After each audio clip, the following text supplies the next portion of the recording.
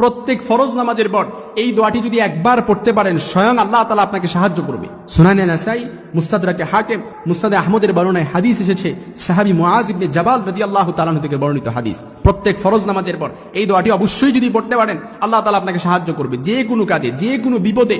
ও হাদিসটি হলো মুআজ ইবনে জাবাল রাদিয়াল্লাহু তাআলা আনহু বর্ণনা করেন, একদিন রাসূল সাল্লাল্লাহু আলাইহি সাল্লাম আমার হাত ধরলেন আর বললেন, হে মুআজ, আল্লাহি, আল্লাহর শপথ আমি তোমাকে ভালোবাসি। আল্লাহর শপথ, আল্লাহি মুআজ, আমি তোমাকে ভালোবাসি। এই ভালোবাসা থেকে আমি বলছি, মুআজ, আমি তোমাকে ওসিয়ত করছি, তুমি প্রত্যেক ফরজ নামাজের পর যদি এই দোয়াটি পড়তে পারো, এই দোয়াটি কখনোই তুমি পরিহার করবে না। আর এই দোয়াটি যদি পড়তে পারো, স্বয়ং আল্লাহ তাআলা তোমাকে সাহায্য করবে। এই দোয়াটি আমরা সকলেই পারি। আল্লাহুম্মা আইন্নি আলা যিকরিকা ওয়া শুকরিকা ওয়া হুসনি ইবাদাতিক। একেবারে 3টি শব্দের দোয়া। আল্লাহুম্মা আইন্নি, শুরুটা হচ্ছে হামজা, পরেরটা হচ্ছে আইন। আইন্নি আলা যিকরিকা ওয়া শুকরিকা ওয়া হুসনি ইবাদাতিক।